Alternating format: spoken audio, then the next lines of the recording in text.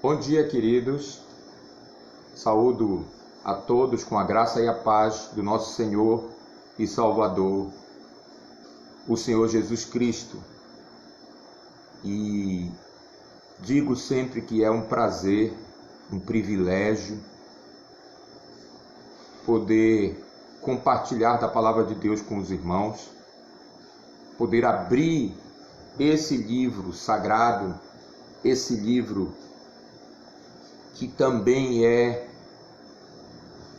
prova do amor do nosso Deus para conosco. A maior prova do amor de Deus para conosco foi, sem dúvida, que Ele nos deu o seu Filho, o Senhor Jesus Cristo, que morreu na cruz por nós, satisfez a justiça de Deus e, sendo nós pecadores, o Senhor Jesus Cristo aceitou ser como nós, aceitou se identificar totalmente, se encarnar, se tornar um ser humano.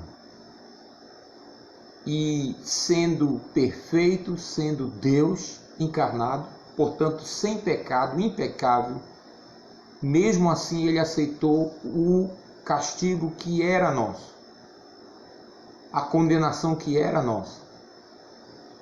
E foi morto, foi crucificado, foi pregado naquele madeiro. Mas não ficou morto, ressuscitou pela glória do Pai. E pelo seu sacrifício ofereceu e oferece o perdão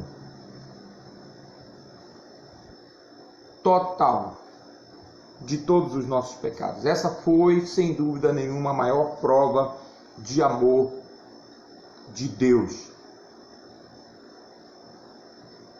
para com o seu povo. E também, este livro, como eu disse, também é uma prova do amor de Deus, porque foi por meio dele que nós viemos a conhecer o que Deus fez por nós. Deus nos deu a sua palavra. Portanto, se nós temos esse tempo que nós separamos para abrir a palavra de Deus, estudar a palavra de Deus, é motivo de muito agradecimento. Nós podemos agradecer a Deus por esse privilégio, por essa oportunidade que temos. Hoje, nós iremos começar uma série de estudos baseada no livro de Atos. E eu quero fazer uma breve introdução àquilo que nós vamos estudar. Você que está com a sua revista já aí, você pode, certamente já está com ela aí na mão, você pode abrir aí a sua revista na página 5, a lição que tem como título 30 anos que mudaram o mundo. E nós vamos orar pedindo a Deus que nos abençoe no estudo da sua palavra hoje. Oremos. Ó Deus, louvamos e bendizemos o teu nome.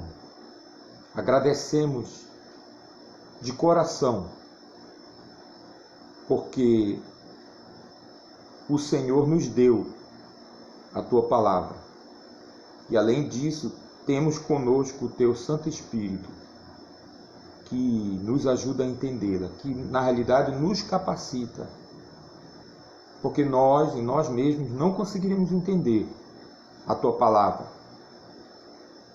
É por meio do teu Espírito Santo, que age miraculosamente na nossa mente, que nos faz entender, como diz a tua palavra, abre a nossa mente, o nosso coração, para entender as tuas palavras e nos salva. E nós te agradecemos, te louvamos, te bendizemos também por esse tempo que o Senhor tem permitido que nós separemos para o estudo da tua palavra. Entre tantas coisas, entre tantas atividades, ainda o Senhor nos concede essa oportunidade de juntos, mesmo remotamente, podemos olhar a tua palavra, podemos aprender de ti. Muito obrigado, ó Deus. há sim gratidão no nosso coração. Há temor, sabendo que quando olhamos a Tua palavra, quando lemos, é o próprio Senhor que fala conosco. Ajuda-nos, ó Deus, a também nos submetermos àquilo que a Tua palavra ensina. E pedimos por todo o Teu povo que se reúne ao redor deste mundo hoje, em muitos lugares, neste dia, para estudar a Tua palavra. Que o Teu povo seja grandemente abençoado, como tem sido, ó Deus. Abençoa aqueles que estão enfermos. Rogo-te, ó Deus, que Tu, pela Tua misericórdia, restaures a sua saúde conforme a Tua vontade. Rogo por aqueles que estão precisando de encorajamento, precisando até mesmo de disciplina, de correção do Senhor. Sabemos que o Senhor cuida do Teu povo e pedimos que assim seja na vida de cada um de nós, para que nós possamos proclamar cada vez mais as virtudes do Senhor, que nos chamou das trevas para a luz por meio do nosso Senhor e Salvador Jesus Cristo, em nome de quem nós oramos. Amém.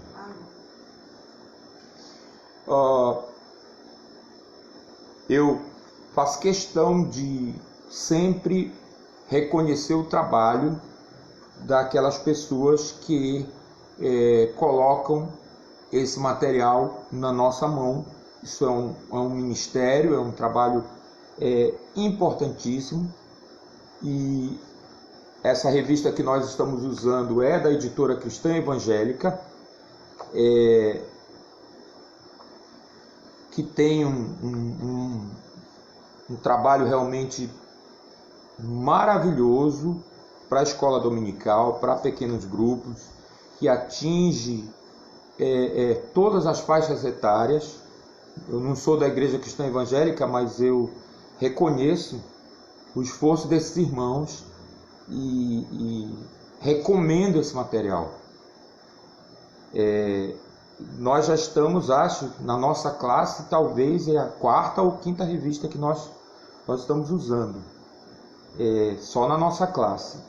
E outras classes da nossa escola dominical também usam material da Igreja Cristã Evangélica. O autor ou comentarista da lição que nós vamos ter hoje é o pastor John Barnett. Aparece sempre aí acima à esquerda, logo abaixo do título da lição, o comentador, aquele que está comentando a lição, né? No nosso caso aqui, a lição do domingo. Ele também é o editor, o consultor, melhor dizendo, da editora ou da série. Você tem os créditos todos aí, né, no expediente da revista, da própria editora, aí nas páginas iniciais da revista. Falando isso, também é preciso falar que a forma como a gente trabalha com a revista, tá? Recomendando o trabalho, né, gigantesco que é você preparar esse tipo de material. Nós também não deixamos de dizer a todos que a revista, o comentário da revista não é inspirado no sentido que a Bíblia é. Aliás, eu tenho aqui uma Bíblia comentada. A própria Bíblia, né, ela tem aqui embaixo, não sei se dá para vocês verem, tem uma linha aqui, daqui para baixo é comentário, certo? O texto bíblico está em cima, daqui para baixo tem esse espaço aqui, é comentário. Então, a gente sempre fala para as pessoas que têm Bíblia de estudo, ó, daqui para cima, inspirado, daqui para baixo, não. É comentário de pessoas, reputamos pessoas crentes, pessoas dedicadas, pessoas preparadas, experimentadas na palavra, mas ainda assim seres humanos, portanto sujeitos a falhas. Assim como este professor, né, que ora está falando com vocês, também sujeito a falhas. parte. Esse livro é sim a palavra de Deus. O texto que nos foi entregue, o texto que foi estudado, o texto que a igreja cristã, ao longo da sua história, reconheceu como um texto inspirado. O cânon, os 66 livros aí, né? A classe da Heloísa está decorando os 66 livros da Bíblia. Creio que já decoraram, inclusive, né? De Gênesis a Malaquias, né? É a classe Servos de Cristo. Fátima está me informando aqui. De Gênesis a Malaquias, né? Os 39 livros que a Confissão Reformada reconhece como inspirados, de Mateus a Apocalipse, os 27 livros que a Confissão Reformada reconhece como inspirados, os 66 livros da Bíblia. Essa é a palavra que o Senhor nos deu. E esses livros têm sido estudados ao longo das eras, por milênios, na verdade. Já estamos aí 2000 e tantos anos estudando esses livros, falando só, né, do Novo Testamento. Vou pegar o Velho Testamento, bota mais aí, pelo menos mais uns 2000 anos de estudo, de muitas pessoas, diligente, dedicado. Mas o texto inspirado, o texto que Deus nos deu é esse.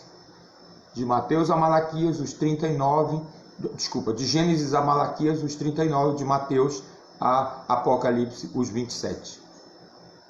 Esse é o texto inspirado. Então, a nossa postura em relação à revista que nós utilizamos e também aos comentários das Bíblias que têm comentários é uma postura que eu gosto de chamar dialógica.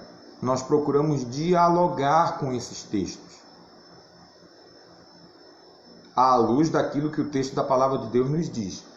Alguns têm reclamado comigo às vezes, né, dizendo que eu não uso a revista. O Eliezer faz a gente comprar a revista, mas ele não usa a revista. Em primeiro lugar, eu estou acostumado. Acusação, vamos dizer assim, que é o que eu tive a minha vida toda de professor nas escolas, tanto públicas quanto privadas, que eu já trabalhei. E eu tenho uma resposta padrão para isso aí, né? E a minha resposta é a seguinte, falando primeiro do material em si. Esse material não é para o professor usar, esse material é para o aluno usar. Eu sei de pelo menos um aluno da nossa classe que esse eu posso afirmar com toda certeza que ele lê a lição. E ele lê antes, porque ele sempre me manda alguma coisa no privado, ele sempre comenta alguma coisa comigo. Ele, por exemplo, reclamou que realmente há um problema de diagramação, não é? Na impressão dessa revista, que os inícios dos parágrafos, ou os parágrafos iniciais, as palavras estão todas juntas. Eu não sei, eu acho que talvez eles quiseram nos lembrar como é que os manuscritos eram escritos antigamente, né? Que as palavras eram todas juntas, uma colada na outra para economizar espaço, porque o papiro, né? O pergaminho era um material caríssimo. Então, para economizar espaço, eles escreviam as palavras coladas umas nas outras. E realmente é uma dificuldade, né? Você lê, se você está aí com a sua revista e já folheou, espero que você não seja que nem alguns alunos que às vezes eu dizia: fulano, traz o teu livro aqui que eu quero dar uma olhada. Aí o menino trazia o livro, sobretudo quando as páginas são acetinadas, né? Já viram aquele material, o papel acetinado que chamam, que é um papel bem liso. Aquele papel ali, a umidade faz com que as páginas grudem umas nas outras. E aí o menino vinha e eu pegava o livro dele, as páginas começavam a fazer assim.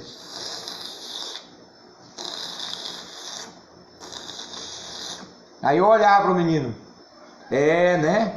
As páginas do teu livro ainda estão grudadas. Tu sabe o que é que esse está me dizendo?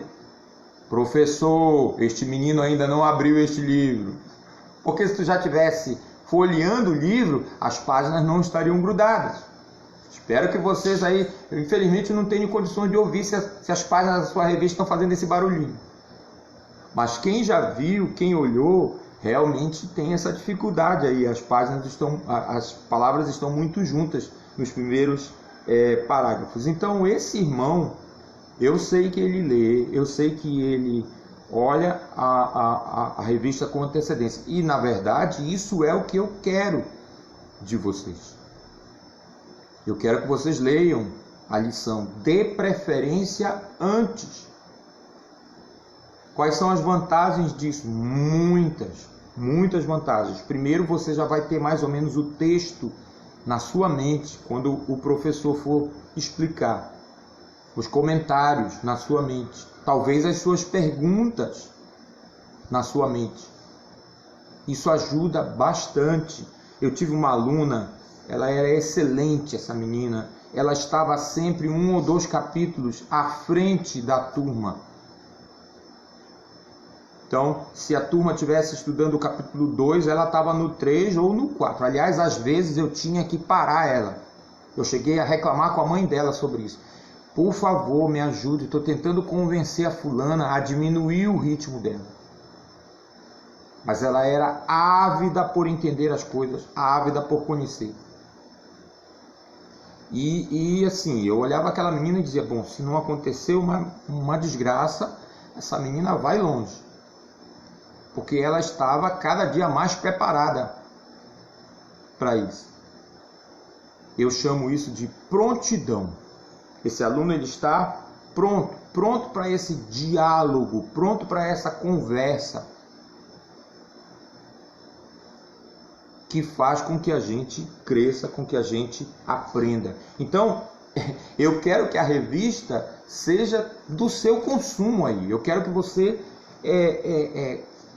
estude a revista. E claro que um tempo aqui, tópico por tópico, normalmente eu, Edivaldo, a gente seleciona aquilo que a gente acha que é mais importante. Vocês que são meus alunos há algum tempo, vocês estão acostumados com isso. E às vezes sim, eu vou inclusive discordar da revista. Nessa lição de hoje eu vou discordar algumas vezes aqui. Né? Alguns chegam até a comentar, já fizeram brincadeira sobre isso. Por que o Eliezer adota uma revista se ele vive desmentindo, né, os autores da revista? Primeiro, a intenção não é desmentir, né? A intenção, como eu disse, é conversar, é dialogar. Se o autor da revista, que privilégio, né, que seria, se o autor da revista tivesse sentado do meu lado, eu certamente colocaria para ele aquilo que eu acho sobre algumas coisas que ele colocou.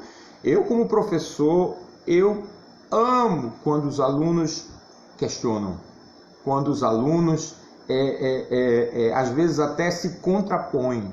E eu sempre digo para eles, olha, tá livre para vocês me questionarem, livre para vocês se contrapõem. Me convença, eu digo para eles.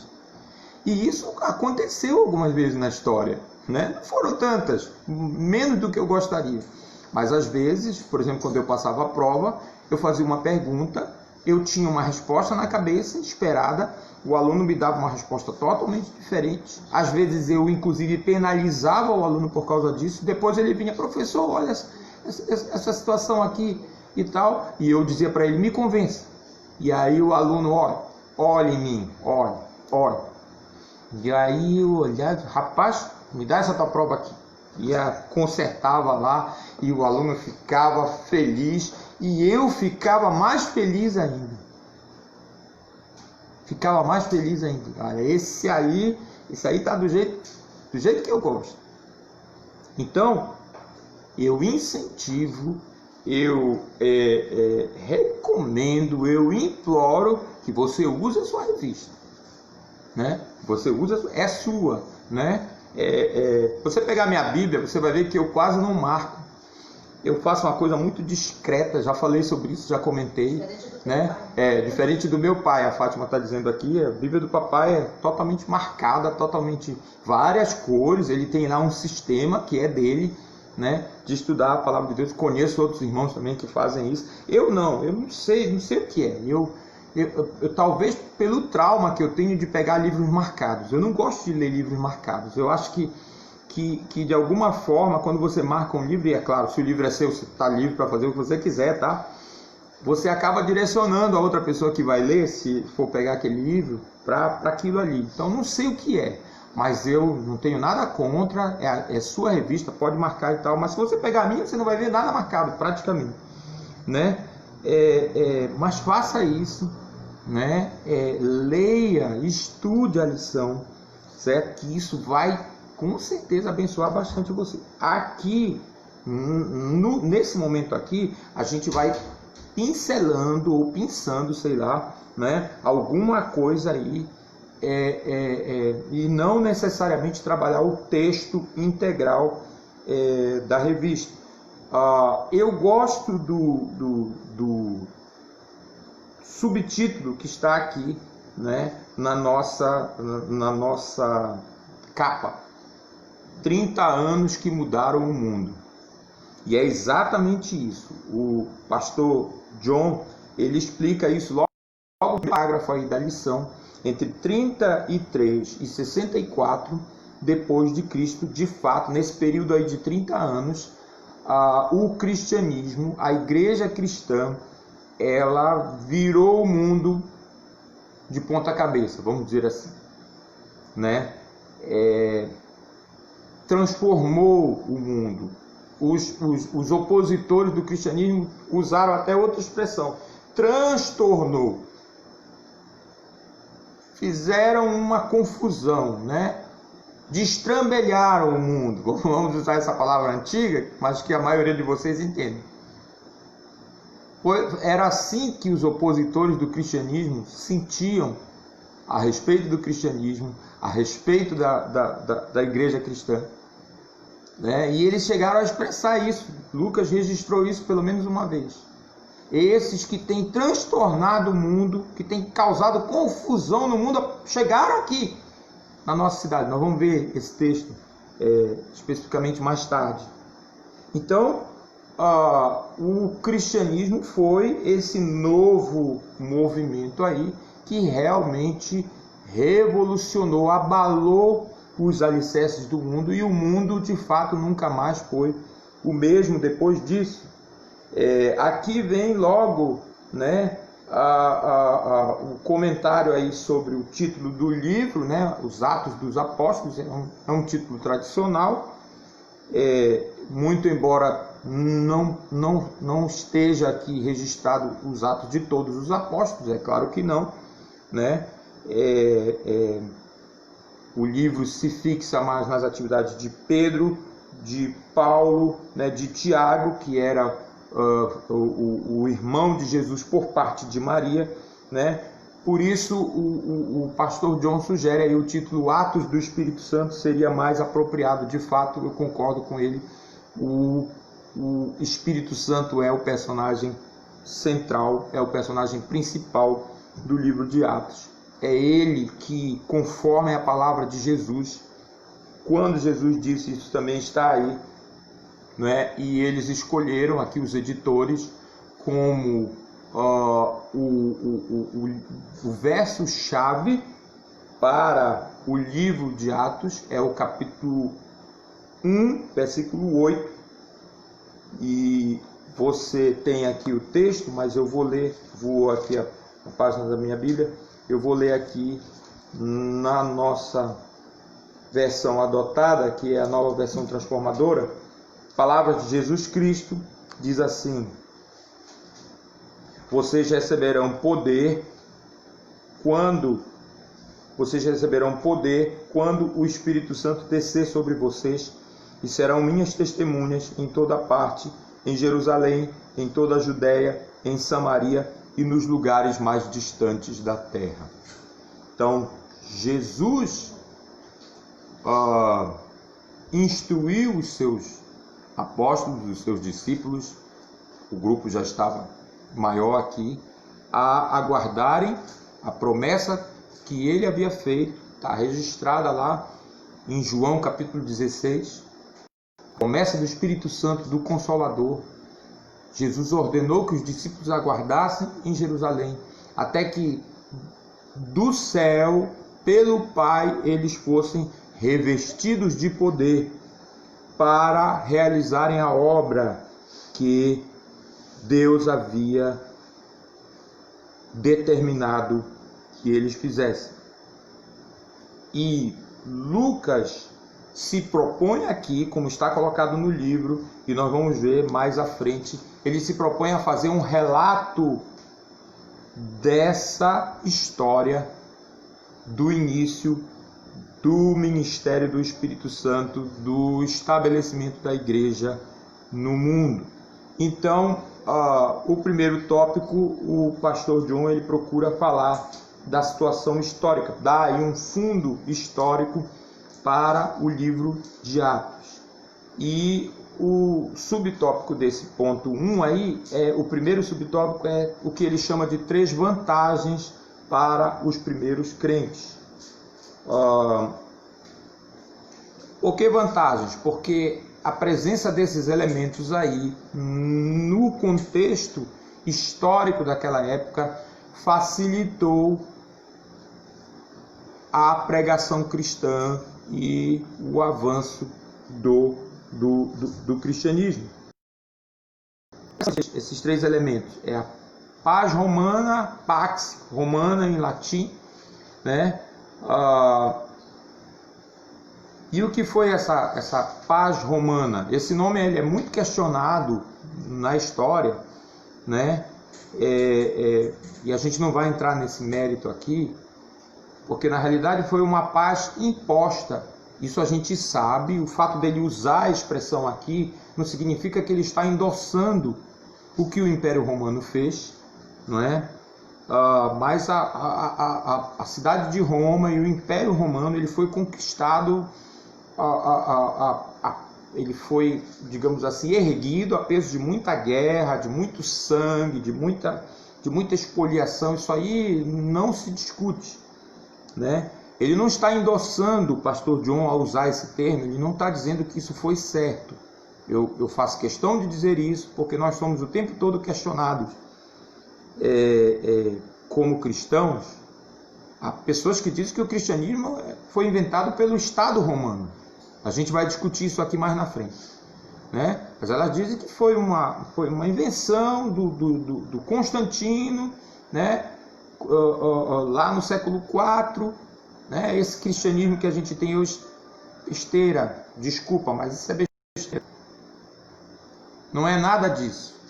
Não é nada disso. O cristianismo é Cristo. O cristianismo tem a ver com Cristo. Deus, a humanidade. Deus usou esse momento histórico, que é a Pax Romana, a paz romana, e o que foi isso?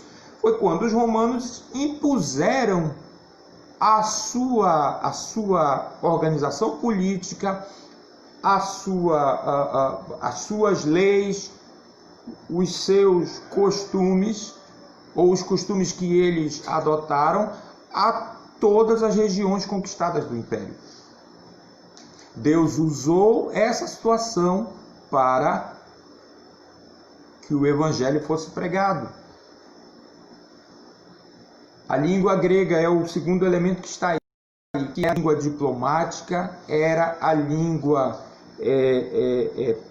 do mundo político, era a língua da cultura dominante na época franca. Todo mundo falava, todas as pessoas cultas, todas as pessoas estudadas falavam a língua grega. E isso é anterior aos romanos, na verdade. Os romanos, todo mundo sabe, não falavam grego, não era a língua deles, era o latim. Mas aqui, comparando para vocês entenderem bem isso, é como o inglês. O inglês, no nosso mundo hoje, é a língua, ainda há quem questione isso, mas eu acho esse questionamento totalmente equivocado. O inglês ainda é fundamental, ainda é a língua que os estudantes, que as pessoas que se pretendem aí atingir, tanto em nível pessoal quanto em nível de sociedade, um patamar mais elevado, tem que saber. Né? Quem faz um mestrado, quem faz doutorado sabe disso muito bem. Né? É exigido que você fale pelo menos o inglês e outras línguas, dependendo da linha de atuação. Mas você tem que ter. Eu falo para os meus filhos, eu digo para eles, estudem inglês. Se aparecer uma oportunidade para vocês, sobretudo uma oportunidade no exterior, vocês certamente estarão melhor preparados se vocês souberem inglês. E em alguns casos vocês só vão conseguir essa oportunidade, vocês só vão conseguir pegar essa vaga se vocês souberem inglês. Ainda é assim no mundo hoje. De novo, não estou dizendo que o que a Inglaterra fez lá no tempo do imperialismo, né, a sua cultura e o seu modo de vida pelo mundo inteiro, né, e o que os Estados Unidos depois, quando a Inglaterra perdeu a hegemonia, fizeram, né, também espalhando a sua cultura, espalhando a sua língua pelo mundo todo. Eu não estou dizendo que isso foi certo, né? Eu só estou constatando uma realidade e dizendo que é o que nós temos hoje. Vocês que falam inglês, né, com certeza, fluentemente, vocês estão concordando comigo nesse momento, né? Às vezes surge uma oportunidade para a pessoa lá no Japão. Ele não fala uma palavra de japonês, mas ele fala inglês fluentemente. Ele pode ir, porque provavelmente as pessoas com quem ele vai trabalhar também falam inglês. Então, o inglês acaba facilitando, a língua inglesa acaba facilitando, né, esse contato, essa comunicação entre as pessoas. Pois bem, o que o inglês é hoje para nós?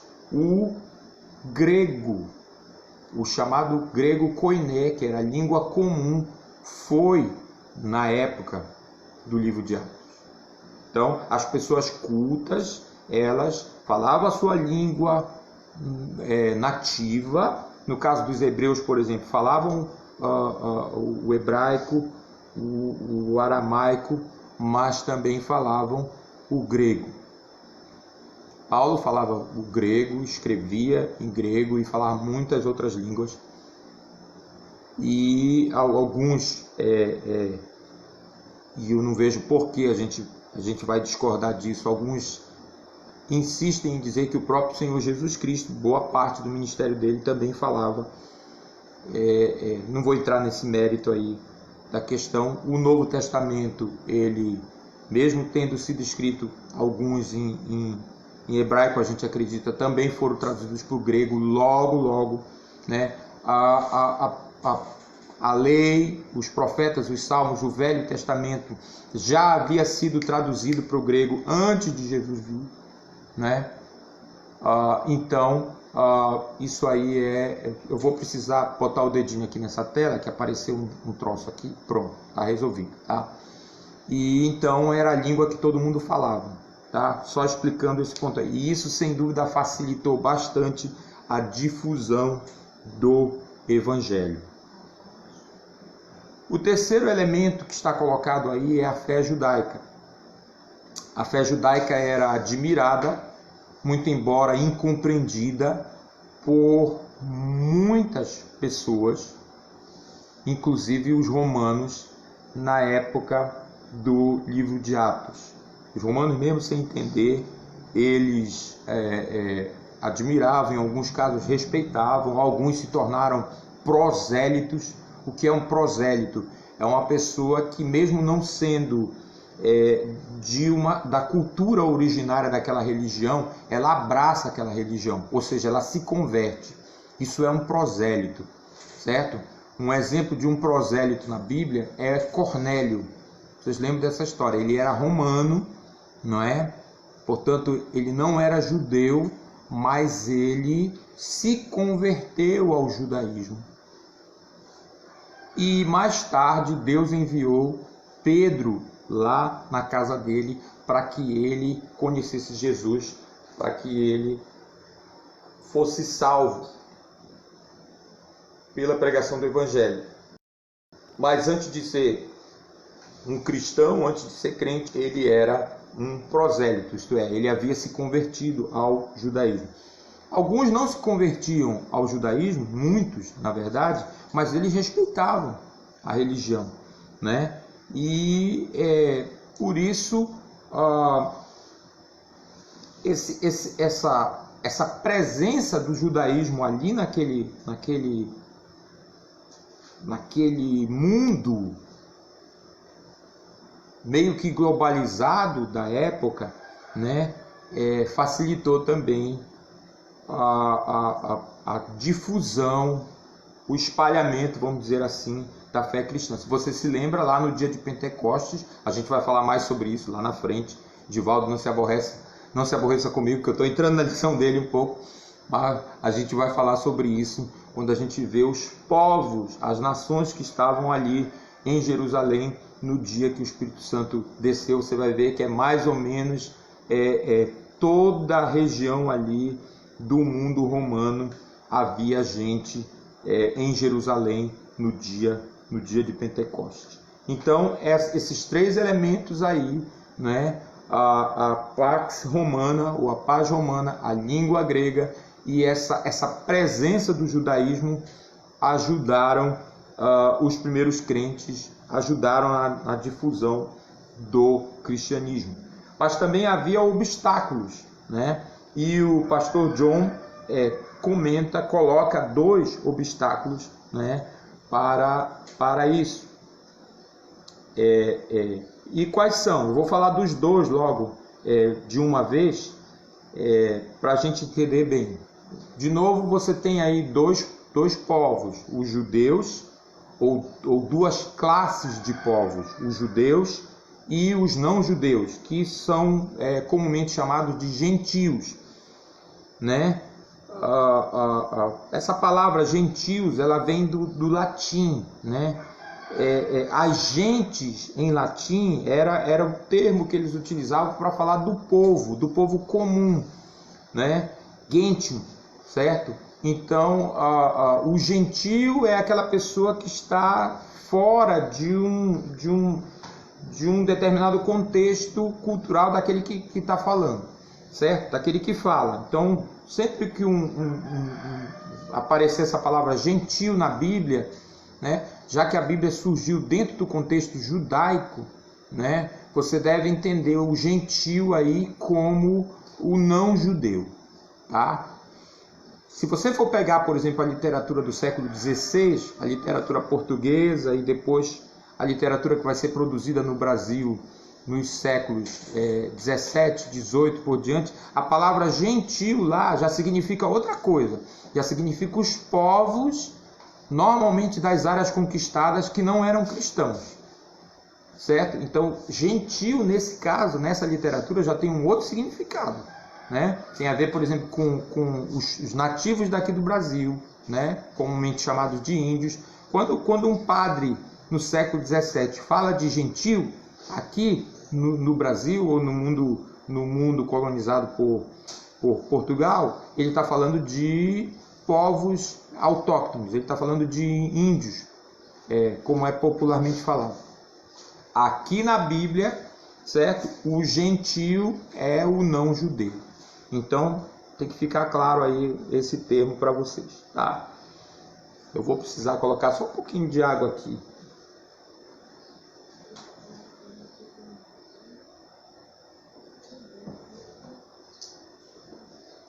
Muito bem.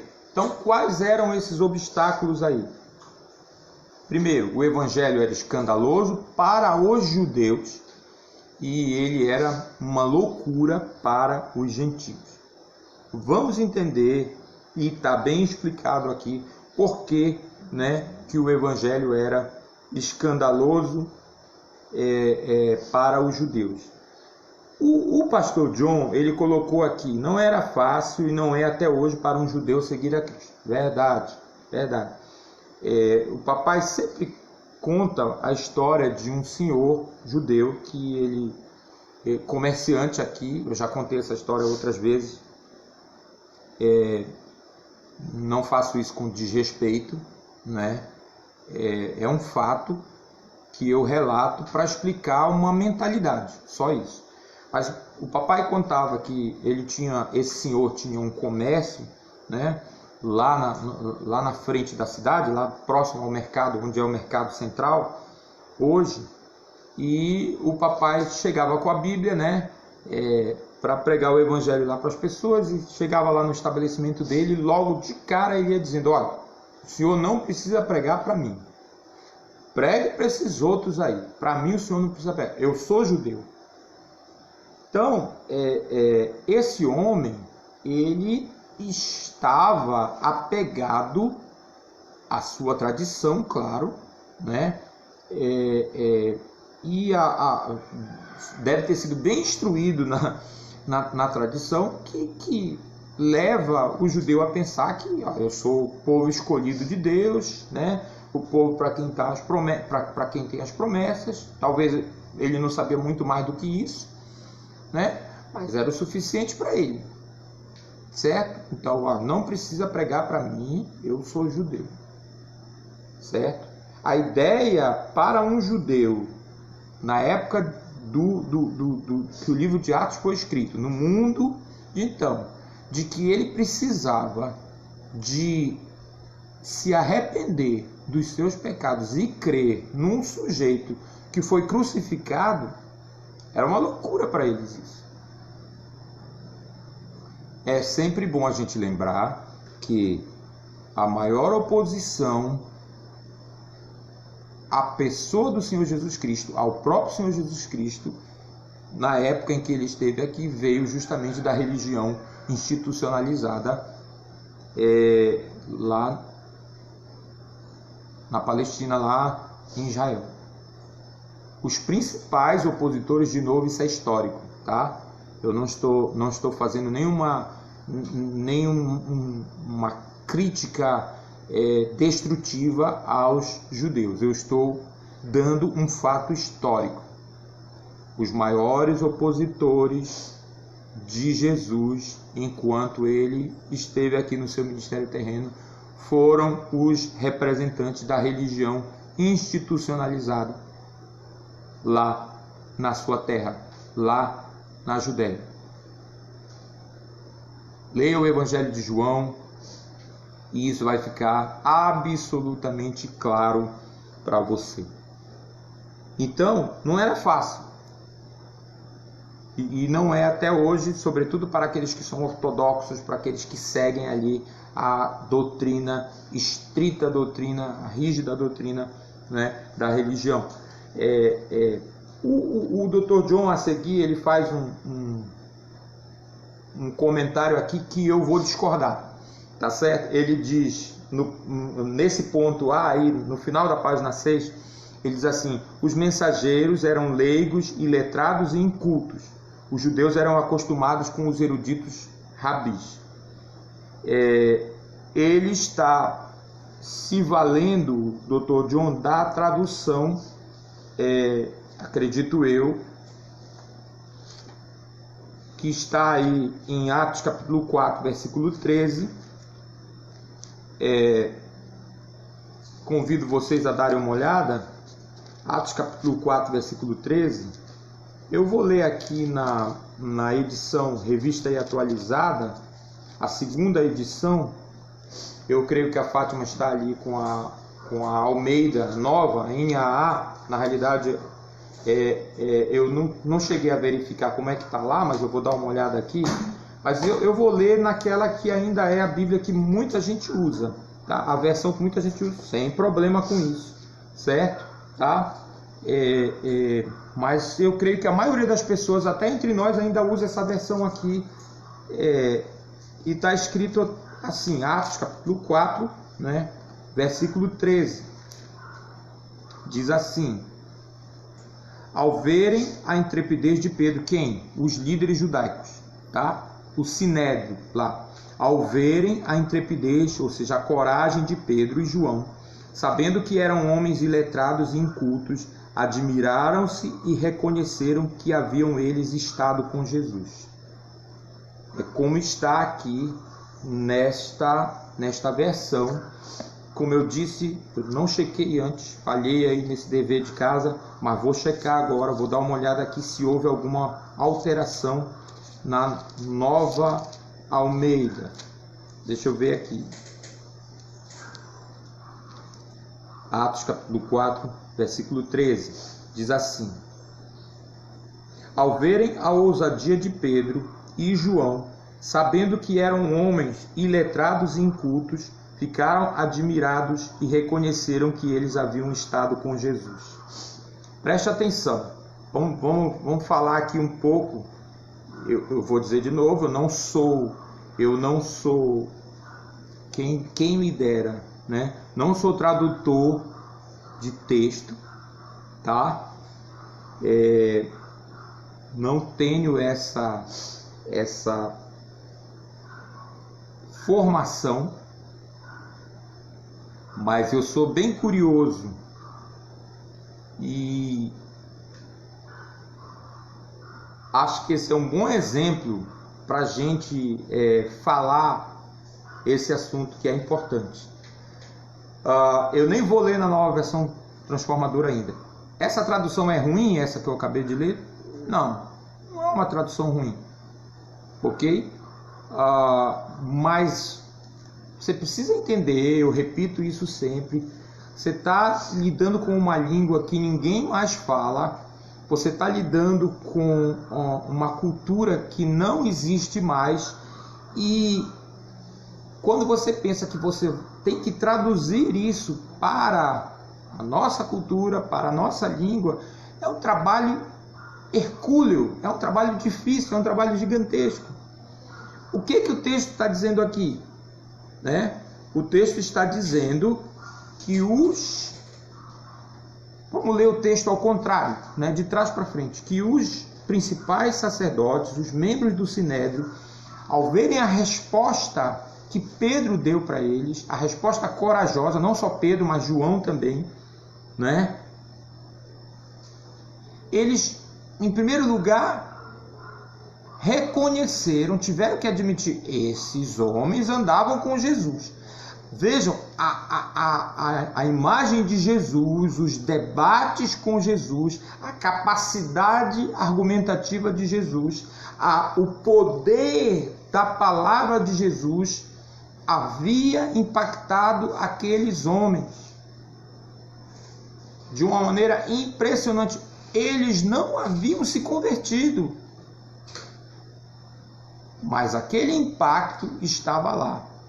E eles reconheceram que Pedro e João haviam estado com Jesus, haviam andado com Jesus. É como se eles dissessem, olha, esses homens, eles falam como aquele lá que a gente mandou matar, como Jesus.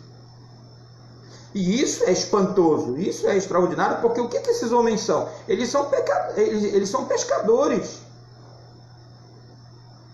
Eles nunca foram para uma escola rabínica, eles não receberam instrução formal. Mas vejam, o texto está falando mais da opinião que os líderes religiosos tinham sobre os discípulos do que da condição dos próprios discípulos em si. O papai, ele sempre dizia isso. Olha, muito cuidado quando você disser que maravilha, né, irmãos, o que os discípulos fizeram, né, o que os apóstolos fizeram, porque eram todos homens rudes, homens sem instrução. Muito cuidado, papai dizia. Os discípulos, os apóstolos estudaram no maior seminário que já existiu na face da terra, Jesus Cristo. Que frase maravilhosa! Eu não sei se o papai ouviu isso, né, de alguém ou se ele formulou isso, mas é a verdade. É a verdade. Os apóstolos estavam absolutamente preparados para a obra que Deus havia comissionado para eles fazerem. E eles foram instruídos pelo próprio Senhor Jesus Cristo, Deus encarnado, mais de 3 anos, andando com Jesus, vivendo com Jesus, olhando cada movimento, cada palavra. João diz isso no seu evangelho. Vocês devem se lembrar. né? Na verdade, Jesus fez muito mais coisas do que está registrado nesse livro. Nem no mundo inteiro caberiam os livros se a gente fosse relatar tudo o que Jesus fez. Então, os discípulos, os apóstolos estavam mais do que preparados, instruídos, e além disso, é bom a gente lembrar, eles já haviam recebido o Espírito Santo. Então, eu não concordo em que se diga que os discípulos eram iletrados e incultos. Eu não concordo. Agora vamos para a tradução da NVT. Vocês devem pensar que eu estou ganhando algum, né, por insistir aqui com essa Bíblia. Não estou. Não estou mesmo. Olha como é que está aqui na NVT. Quando os membros do conselho viram a coragem de Pedro e João, ficaram admirados, pois perceberam que eram homens comuns, sem instrução religiosa formal. Reconheceram também que eles haviam estado com Jesus. Esse é o sentido, na minha opinião, mais exato para a gente entender o que Lucas escreveu aqui. Certo? A impressão, Lucas está registrando aqui a impressão que a atitude de Pedro e João causou naqueles homens.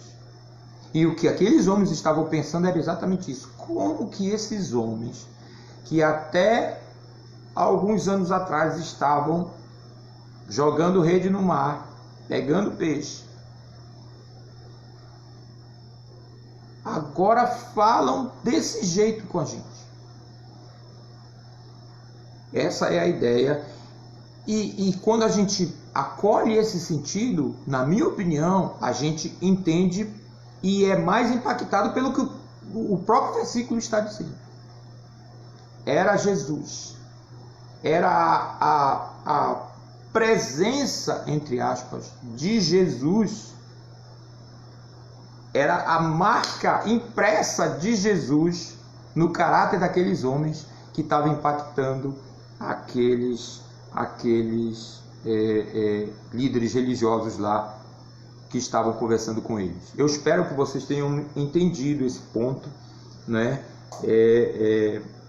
E é assim que eu penso. Exatamente, é uma lição para nós. A Fátima está dizendo que é uma lição para nós, que Tiago vai repetir anos mais tarde na sua carta, quando ele fala de Elias, e o contexto lá é de oração, mas também vale.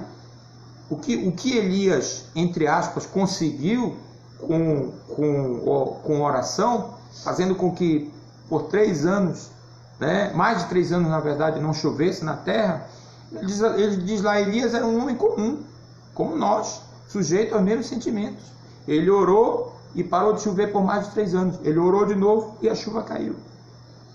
Tiago está dizendo aquilo para nos estimular a orar, a pedir, a colocar as nossas petições diante de Deus. O pastor hoje na devocional falou sobre isso também, na palavra de esperança. Esse ministério até de orar por uma cidade, né, de proclamar as virtudes de Deus, de pedir até que Deus seja Deus, haja em relação a uma cidade. Então, eu creio que esse texto de Atos, capítulo 4, versículo 13, ele nos impacta mais quando nós olhamos dessa forma. Não vou entrar aqui no mérito da tradução em si, mas se você quiser, você pode pesquisar, não é, sobre isso, e aprofundar mais aí essa discussão. Ok? Então, vamos para o próximo ponto, que ele explica a questão da maldição, né? Estava lá em Deuteronômio capítulo 21, versículo 23, e o próprio apóstolo Paulo, ele explica isso, não é? Mais na frente, eu vou deixar para ler o texto depois. Deuteronômio 21, 23 a gente não vai ler porque está escrito aqui: maldito todo aquele que for pendurado num madeiro. Não necessariamente crucificado, mas havia uma prática naquela época, de novo, Eu não vou discutir aqui a prática em si. Deus muitas vezes utilizou e utiliza os costumes dos povos para ensinar o seu povo. E essa era uma prática comum entre as nações naquela época. Hoje é uma coisa totalmente inadmissível na nossa sociedade, né? Exposição de corpos. Mas as sociedades antigas, em geral, elas faziam isso. Até porque os governantes queriam dar uma lição, vamos dizer assim, né? Queriam dar uma lição nas pessoas, então eles expunham. A pessoa era condenada, ela era morta, às vezes não necessariamente crucificada, né? Mas em algumas ocasiões eles expunham o corpo. Era, digamos assim, uma forma didática, né? De ensinar, era uma forma de ensinar as pessoas. Olha o que é que acontece com quem desafia determinada autoridade. Olha, você pode discordar, né? Totalmente, né? Mas era o que acontecia naquela época. Aliás, ainda acontece em alguns lugares no mundo, mas na nossa sociedade é algo totalmente inadmissível. Então, o judeu, ele tinha essa ideia de que o sujeito que fosse pendurado no madeiro, fosse exposto lá, ele era amaldiçoado. Então, o que eu vou querer com alguém amaldiçoado? Nada. Absolutamente nada. Absolutamente nada, né? Então, era algo inadmissível para eles. Pregar Cristo, um crucificado, e dizer que a salvação, a minha salvação individual, dependia de eu me submeter àquela pessoa, àquele maldito que foi crucificado. Era uma coisa absurda para eles. Eles não admitiam isso, de fato, né? E depois ele diz que a eclesiologia da igreja, a maneira como a comunidade da fé se relacionava, também era, né, um escândalo para os judeus, né? Eles não podiam admitir que não fosse exigido, por exemplo, a circuncisão, né, da comunidade da fé. Vocês vão ver que mais tarde, aliás, vocês sabem disso, mais tarde isso vai dar um problema na igreja, que vai ensejar o primeiro concílio da igreja, a questão da circuncisão dos gentios. Então, o judeu, ele, se alguém quisesse ser da comunidade da fé, tinha que se circuncidar.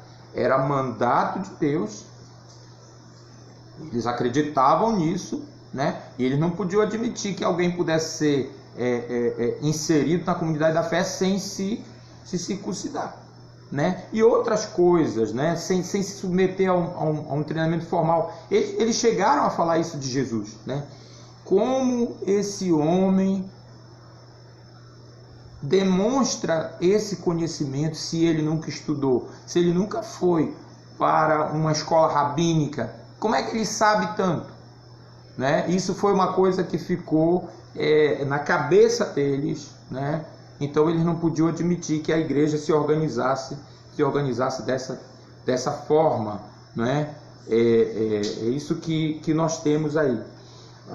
No ponto B, também o evangelho, a segunda barreira, era a loucura para os gentios, né? E aqui eu vou ler o texto. Vá comigo lá para 1 Coríntios capítulo 1, versículo 23. Paulo está argumentando aqui, e ele diz claramente, tem alguém assistindo uma aula ali, tá, gente? Se vocês estiverem ouvindo algum ruído, não se preocupem não, tá? Se concentrem aqui, tá? 1 Coríntios capítulo 1, como eu disse, versículo 23. A palavra de Deus diz assim: assim, quando pregamos que o Cristo foi crucificado, os judeus se ofendem e os gentios dizem que é tolice. Eu gosto muito da maneira como está colocado aqui, porque escândalo e loucura parece não ajudar muito a gente entender o texto aqui, né? Mas é exatamente esse o ponto. O judeu ficava extremamente ofendido, como eu disse, de você dizer para ele que ele, para ser salvo, precisava de Jesus, um maldito, um crucificado. Isso é uma coisa inadmissível para eles. Para eles, o Messias é o Messias triunfante que está lá nos textos do Velho Testamento. É impressionante. Isaías 53 está lá também, que fala do servo sofredor. Mas, não sei, alguma coisa acontece, a pessoa fica cega, né? Incapaz de enxergar. Aliás, a Bíblia diz isso, que Satanás, ele cega o entendimento das pessoas para que elas não tenham a luz de Deus sobre elas, para que elas não venham entender o Evangelho. E no caso dos judeus, a Bíblia também diz que isso foi o próprio Deus que endureceu o coração do povo, não é? Para que não cresce e não fosse então curado, não fosse perdoado por Deus. Por isso Jesus disse para os líderes religiosos: vocês só serão livres se o Filho, ou seja, Ele mesmo, verdadeiramente libertar vocês. Sem isso vocês não vão ser livres. Ninguém pode vir a mim, disse Jesus, se pelo Pai não lhe for concedido, se o próprio Pai não me enviar. E a mesma coisa com relação aos aos gentios, ou seja, aos não judeus. Licença, gente.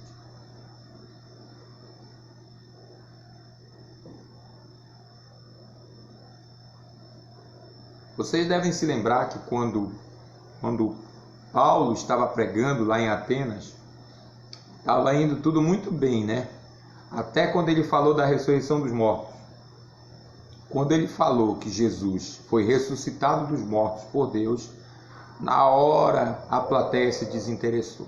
Se fosse uma live, ele tinha perdido, né, quase todos a assistência naquele momento. E por quê? Porque simplesmente o mundo greco-romano não curtia essa ideia de ressurreição de mortos. O mundo greco-romano, a cultura greco-romana queria se libertar do corpo. Eles cuidavam do corpo, eles aproveitavam tudo aquilo que o corpo poderia lhes oferecer, e até eram licenciosos, né?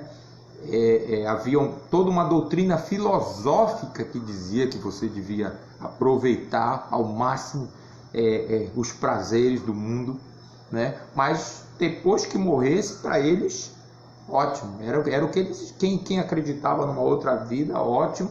Quem não acreditava, e muitos não acreditavam, eram céticos, era simplesmente acabar, né? Voltar para o pó e pronto, acabou. A ideia de que você pudesse voltar para um corpo de novo, o corpo era prisão para eles. O corpo era prisão, era limitação. O espírito para eles deveria ser livre. E eles estavam cheios de tudo quanto é tipo de influência. O que você vê aí nessas novas religiões e até nessas novas seitas cristãs, muitas das ideias que circulam por aí, são ideias do paganismo, que vieram lá de trás. Né? Essa ideia que Jesus não tinha um corpo de fato, né? Que o corpo dele era luminoso, que ele era mais uma emanação, que ele era mais uma espécie de mutante, uma força da natureza, mas que ele não era carne e osso como nós somos. Essa ideia é muito antiga,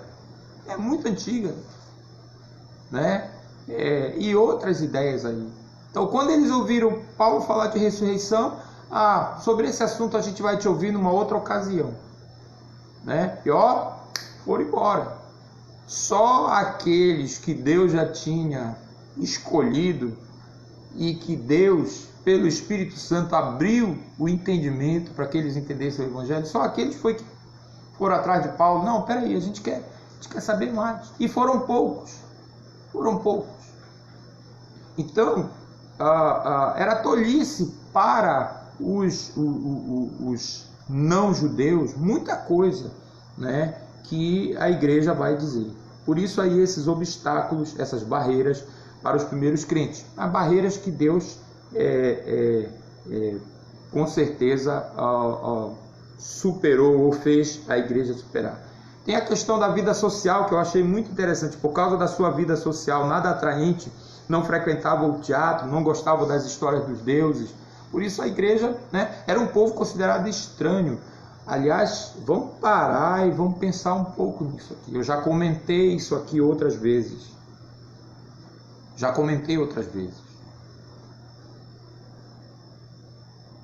A igreja era a que pautava a agenda do mundo no início. E eu não estou falando de pautar no sentido de mudar por força das leis o comportamento das pessoas. A igreja não fazia isso naquela época, no início. A igreja simplesmente dizia: olha, eu creio em Cristo, e como alguém que crê em Cristo, como alguém que tem Cristo como Senhor, como dono, para usar um termo que talvez a gente deveria usar mais vezes. Os primeiros crentes diziam isso: olha, eu tenho um dono, o nome dele é Jesus Cristo, ele é Deus, ele morreu numa cruz, mas ele ressuscitou, ele está hoje assentado à direita de Deus Todo-Poderoso, ele vai vir me buscar um dia, e o que ele falou na sua palavra, os ensinamentos que ele deixou, é isso que eu sigo, é assim que eu vivo. Então tudo o que na minha cultura, no modo de viver da minha geração, vai contra o que Deus diz para mim, o meu Deus, o Senhor Jesus Cristo, eu não vou fazer, eu não faço. Vocês estão entendendo isso?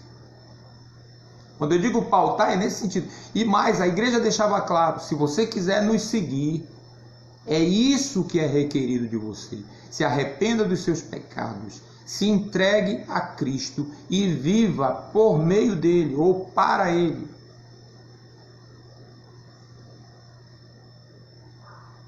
Foi isso que transtornou, querido.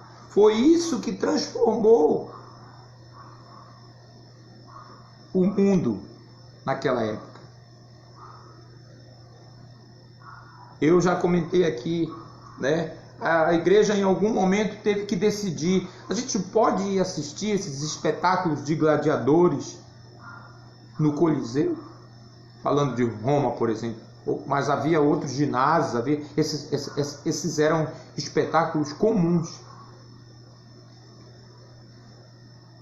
Tá certo a gente ir lá para o ginásio, lá para o Coliseu, ver as pessoas se machucando, vertendo sangue, infligindo sofrimento a outras pessoas?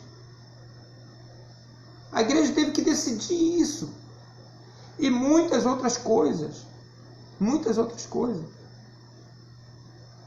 Você já saiu do cinema, perdeu o preço do ingresso, porque você foi só pelo trailer que estava colocado lá, e quando você entrou no cinema, o filme que estava passando era uma porcaria, cheio de cenas indecentes, horrorosas.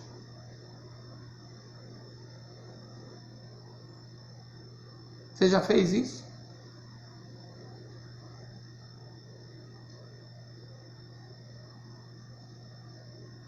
Ah, mas eu já paguei o ingresso, eu já comprei a pipoca e o refrigerante, e o balde da pipoca é desse tamanho, né?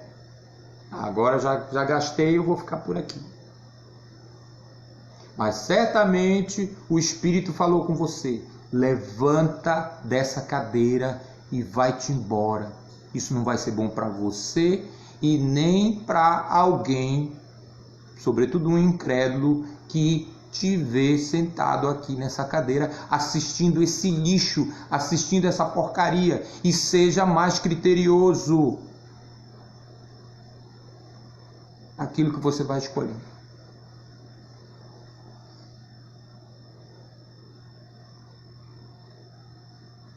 Os primeiros cristãos tiveram que decidir isso.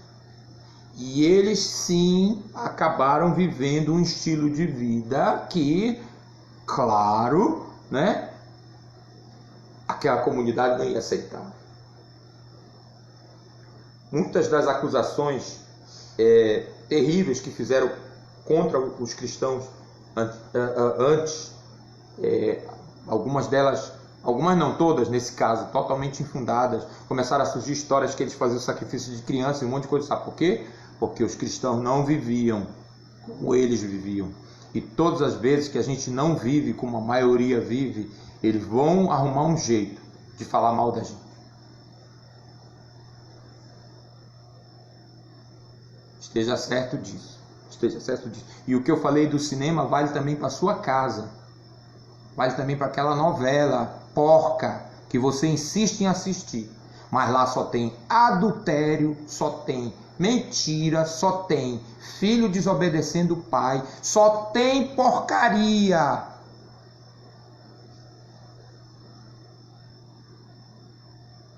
E às vezes está você e está seu filho sentado lá, ouvindo um ator da idade dele dizer barbaridades para o personagem que é o pai dele na história, ou a mãe dele. O seu filho está lá do seu lado, assistindo do seu lado. Como é que ele pode te destratar, querido, querida?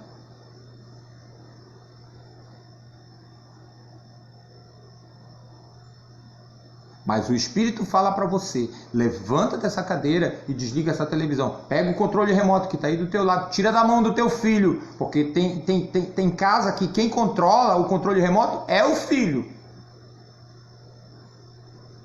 Ainda tem isso. E o Satanás sabe o que faz. Às vezes a coisa, descamba. O filme... E Deus do livro, ficou ruim. Mas o pai fica pensando: não, mas se eu for tirar esse controle da mão desse moleque, ele vai fazer um escândalo aqui. E aí fica lá, todo mundo lá.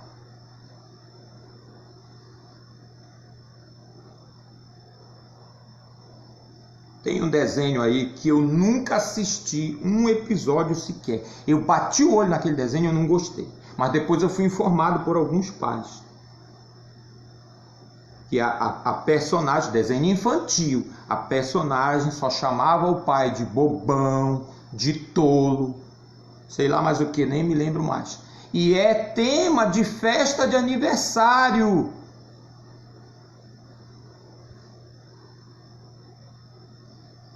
E a pessoa que me contou veio dizer: cara, não deixei mais minha filha assistir. Um dia eu sentei lá do lado dela, ela só chama de bobão, de tolo, só fica ridicularizando o pai. Vale a pena parar e pensar um pouco sobre isso. O outro ponto que ele coloca: por causa da tensão na família que surgia, por exemplo, quando a esposa não era crente e o marido não, era muito difícil um casamento misto funcionar. Era e é, vale dizer, mas a gente vai conversar sobre isso mais lá na frente, Aí temos outras informações históricas sobre Lucas, A gente já viu isso. Ele é o autor do livro que leva o seu nome, o Evangelho que leva o seu nome, o Evangelho de Lucas. Aliás, nas versões antigas, Lucas e Atos eram um livro só, era juntado nas versões antigas, mas eles foram escritos em momentos antigos. Deixa eu aparecendo um monte de coisa aqui, espero que não esteja causando confusão aí com vocês, tá? Mas você tem aí o tópico B, que é muito importante, Você tem, ele escreveu primeiro o Evangelho, contando fatos sobre Jesus. Depois ele sentiu necessidade de escrever um outro livro contando esses primeiros anos aí para esse senhor que é chamado de Teófilo, Não sabemos se é um nome ou se é uma maneira carinhosa, um nome próprio ou uma maneira carinhosa de Lucas se referir. Provavelmente é um nome mesmo, E aí ele resolveu escrever o livro de Atos, para esse senhor aí, a fim de que ele tivesse na mão um relato dos eventos históricos. Lucas é história. Ele faz questão de mencionar as testemunhas oculares, e ele mesmo, também foi testemunha ocular. Está explicado aí que há uma mudança de pronome, no livro, a partir do momento em que Lucas se junta à equipe missionária de Paulo, ele passa a utilizar o pronome nós, significando que ele foi testemunha, ele mesmo foi testemunha oculares, ele foi testemunha ocular e se baseou em testemunhos de outras pessoas que viram os eventos que estão relatados aí, No ponto 2, ele fala da igreja que tradicionalmente é atribuída a Lucas, que é a igreja de Antioquia da Síria. Tem duas Antioquias aí que são citadas no livro de Atos: Antioquia da Síria e Antioquia da Psídia, né? Tradicionalmente é atribuído que ele estava lá na igreja de Antioquia, certo? A gente vai falar mais dessa igreja mais na frente, tá?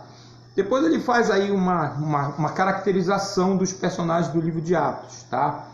De novo, aí na página 9, no início, o primeiro ponto dele que ele coloca aí: eram leigos sem nenhuma qualificação. De novo, eu rechaço esse comentário, tá?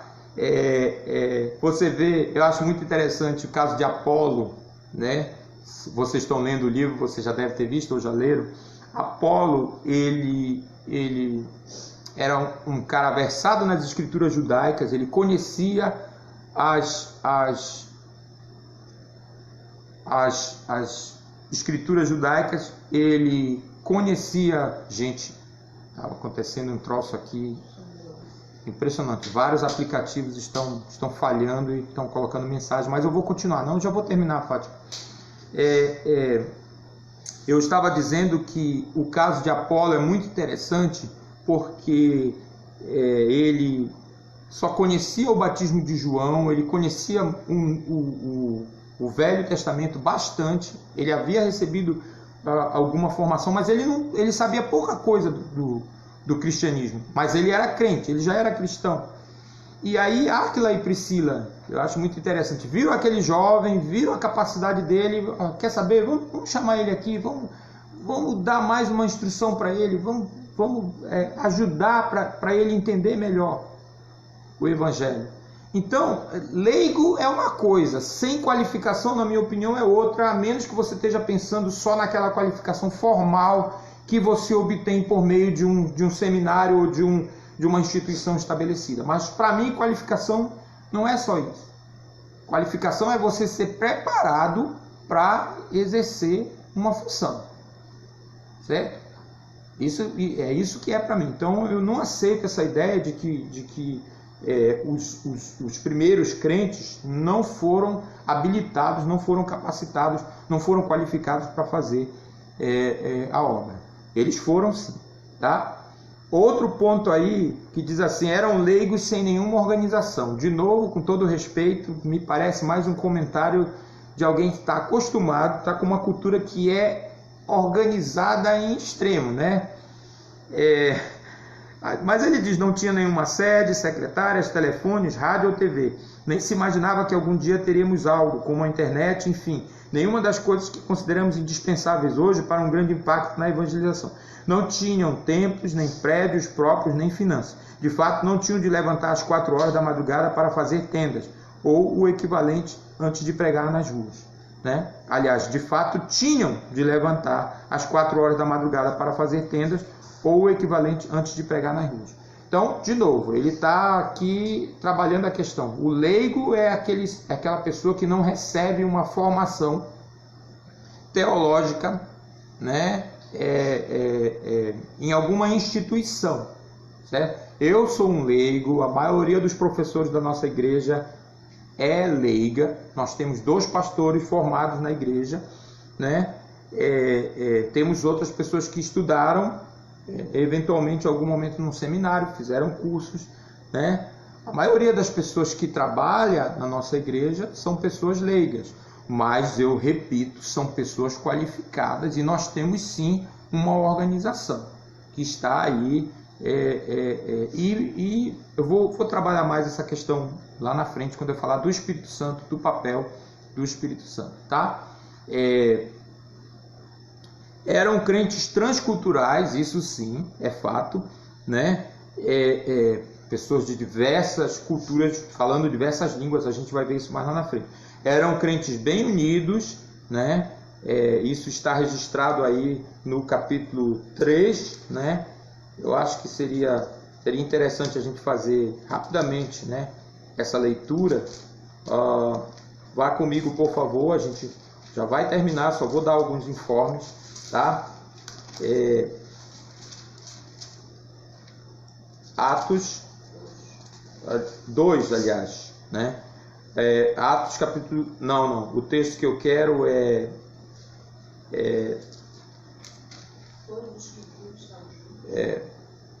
2,42, é isso. 2,42, tá?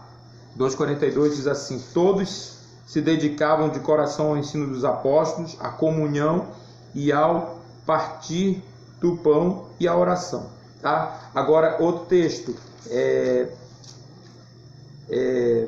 4,32. Todos os que creram estavam unidos em coração e mente, não se consideravam donos de seus bens, de modo que compartilhavam tudo o que tinham. Eu já comentei isso outras vezes, em outras lições, mas eu vou comentar depois. Vai ter uma oportunidade para a gente comentar sobre isso. Mas o texto é claro aqui, né? Naquele momento, naquele contexto, era assim que eles se comportavam. Tinha uma mobilidade incrível, isso é, eles ficavam mudando por conta das coisas que aconteciam naquele mundo, né? Antigamente eles ficavam mudando, né? De um lugar para o outro. E ele diz o contexto deles e sua relevância, é o ponto 6 aí. Para nós hoje, tem aí o ponto A, que é o contexto, eram os centros urbanos, de fato. A igreja, digamos assim, a irradiação dela se dava, né, dos centros urbanos, tá bom? A gente vai ver isso mais na frente. O contexto deles era multirreligioso, muitas religiões. Hoje, na minha opinião, também, né, eu já comentei isso lá no início, não vou comentar hoje, eu não vou comentar agora nesse momento. E também era um contexto de rejeição. E eu acredito que essa rejeição tem a ver claramente com o comportamento dos primeiros crentes. Eu vou falar mais sobre isso em outros momentos. O Edivaldo também, na próxima lição, ele vai falar, né, disso também. Ele conclui, pastor John, dessa forma: esta lição é o início do desafio para a igreja de nossos dias. Vamos empreender uma nova visão para a obra do Senhor e um novo compromisso com a igreja de Cristo. Amém, essa é a nossa intenção. Eu espero que a gente vai conseguir fazer isso, tá bom, queridos? Eu gostaria só, antes de terminar, dar alguns avisos para vocês. Primeiro, sobre hoje à noite, nosso programa noturno hoje. Nosso programa noturno hoje, nós vamos ter dois momentos distintos no contexto da igreja, e eu vou rapidamente, fui incumbido de informar os irmãos, e ao longo da semana os irmãos serão informados mais especificamente a respeito dessa nova configuração do domingo à noite, nesse ambiente remoto da nossa igreja, tá? Nós vamos ter uma parte gravada que será transmitida no canal da igreja no YouTube. Mais tarde vai ser colocado o horário de início. E 10 minutos depois dessa parte gravada, onde você vai ter a pregação da palavra, você vai ter um momento missionário, né?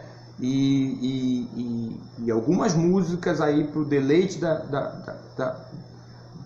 dos irmãos aí na sua casa. Você pode cantar junto, né?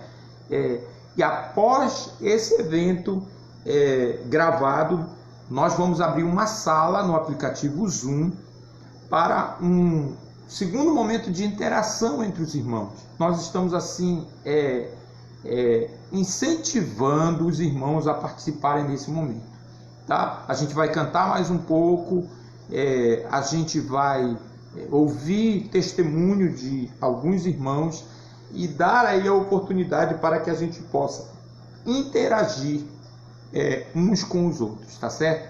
Nós pedimos encarecidamente, vença aí talvez algum obstáculo que você tenha na sua cabeça aí, né?